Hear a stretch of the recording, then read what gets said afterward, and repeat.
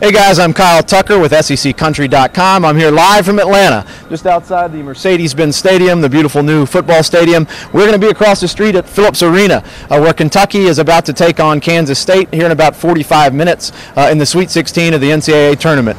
John Calipari and Kentucky going for their 7th Elite Eight in his 9 seasons at Kentucky. That would be the most in the, it's already the most with 6. 7 would put him far in front of anyone else in that same span in college basketball. A few things to watch tonight.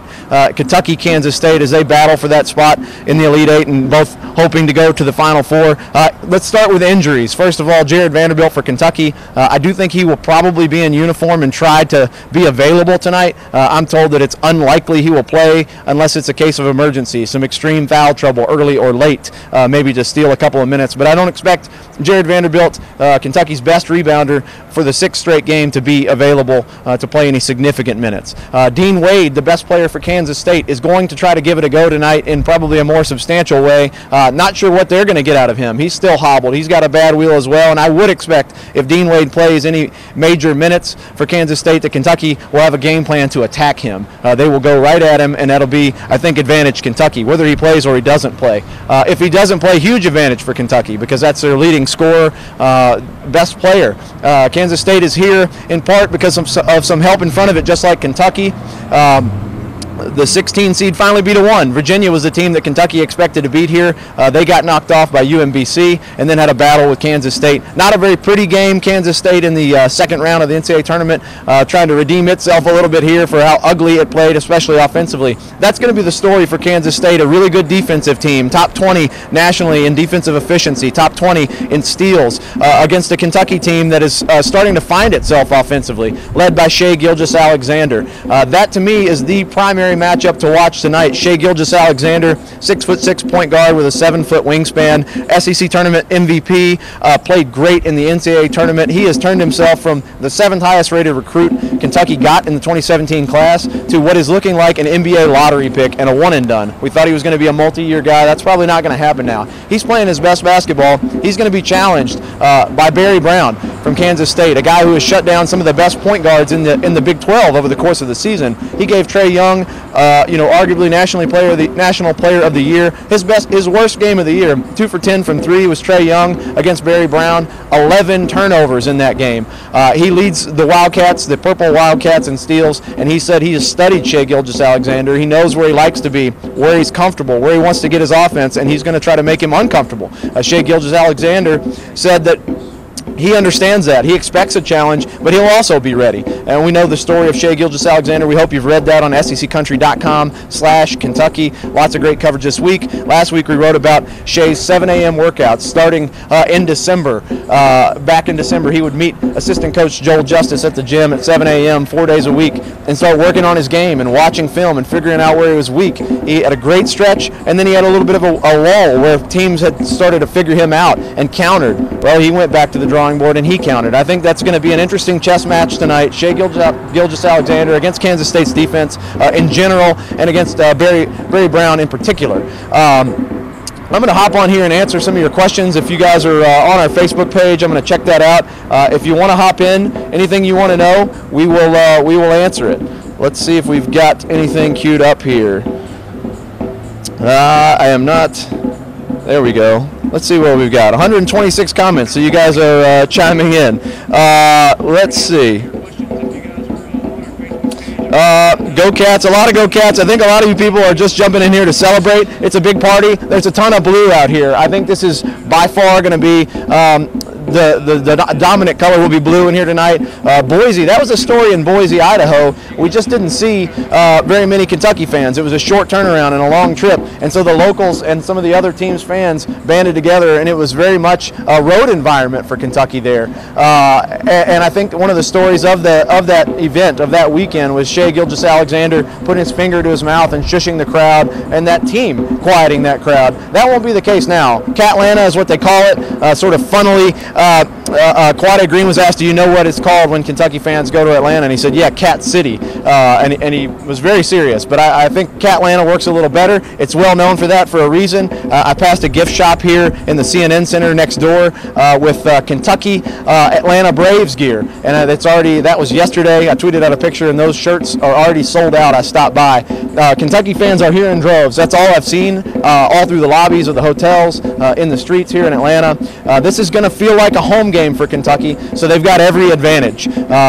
There's no reason for Kentucky to not go win this game. This is a team that they are more talented than, they are bigger than, they are deeper than. But that has been the message Calipari's been sending all week. It's the thing he's been trying to combat. The idea, he said, don't drink the poison. This is a Kentucky team that, like we said, they thought they were going to face Arizona in the second round with the #1 pick, Virginia, the #1 overall seed in the Sweet 16 here, and instead it was 12 seed Davidson to start. The upset by Buffalo of Arizona gave them the 13 seed Bulls in the second round. They handled them by 20 points, and now it's a 9 seed in Kansas State. As we're speaking here, the Loyola game is going on. It may even be wrapping up. Last I looked, Loyola had opened up a 10-point lead. That would be the ultimate Cinderella in the Elite Eight against Kentucky for a trip to the Final Four with Sister Jean and sort of the spiritual element that's going on there. But first, Kentucky has to get past Kansas State, this 9 seed that wasn't supposed to be here. The talk, the national narrative has become Kentucky has the easiest path to the Final Four of any team left in the tournament. They are the most likely team to make the Final Four of any team left in the tournament. And John Calipari knows that message could seep into his players' heads, and he's been sort of battling back against that. Don't drink the poison. Don't drink the poison. He said poison, I think, 6 times yesterday in his press conference. And I do believe that the players in the locker room have heard his message. Those guys kind of all echoed those sentiments. They talked about seeds don't matter. Winion Gabriel, and I have a story up at seccountry.com/Kentucky right now. I was really impressed by Winion Gabriel. He's the sophomore, the only guy that came into this postseason with any postseason experience. He said this is a team that has bonded over failures this season. The 4-game losing streak that has now given way to 9 wins in the last 10 games. He said each of us individually have failed. We've each hit that moment where we couldn't do it right and pulled each other out of the rabbit hole, as he's called it, which is a John Calipari phrase. So those players are kind of mimicking their coach. But he talked about how they've grown together and become a brotherhood, and people question that about John Calipari teams, all these one-and-dones and freshmen, and they're only here for a few months, and can they ever bond and become a team and a brotherhood? If you hear Winion Gabriel talk, you know that they have this season. They bonded through their failures and lifting each other back up. And his point to the younger guys was, having experience last year when Kentucky lost on a buzzer beater to North Carolina in the Elite Eight, falling just short of a Final Four, he said, you don't want it to end here. You do not want the path to end now. And he said, he just has envisioned in his mind, what would it be like for this group, everything they've been through together, to cut down the nets. And they know the only way to do that is to avoid tripping over their feet, basically, here in Atlanta. Because, again, they're going to play a 9 seed and maybe an 11 seed in Loyola, if not a 7 seed in Nevada. Those are 3 teams that everyone would expect Kentucky to beat. They don't want to expect it themselves. They want to go out and do it. That's going to be an interesting challenge. Can this young team that's been up and down all season, a team that had great expectations, had some early high rankings, had some early success, and then really hit some walls and some real downs. They've had a bunch of individual guys. Hamidou Diallo came out of nowhere in the last game in the second round of the NCAA tournament and played the game of his life. John Calipari's specialty seems to be pushing the right button right at the very end of the season. Hamidou Diallo was that guy. Winion Gabriel was that guy at the SEC tournament. Sasha Clea-Jones was one of those guys at the SEC tournament. He had disappeared, gone to the bench, averaging 5 minutes a game going into that. Now he's been Mr. Energy off the bench, the dunk, the block, the rebound at the right time that gets this team fired up. And then you've seen Shai Gilgeous-Alexander take off and run and become this leader of this team, this guy whose quiet personality gave way to him being so bold as to turn around and shush the crowd last week at Boise.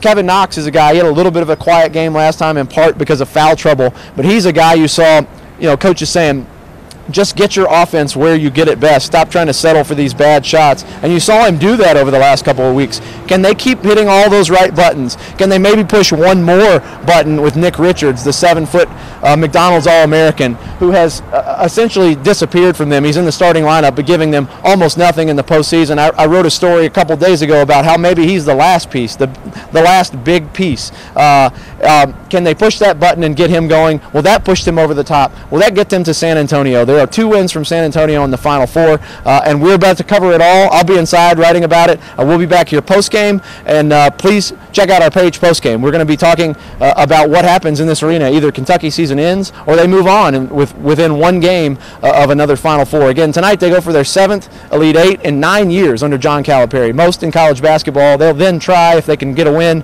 for their 5th Final Four in 9 years, which would also be the most in college basketball. And we will have it all right here on this Facebook page and also at seccountry.com/Kentucky. Thanks, guys.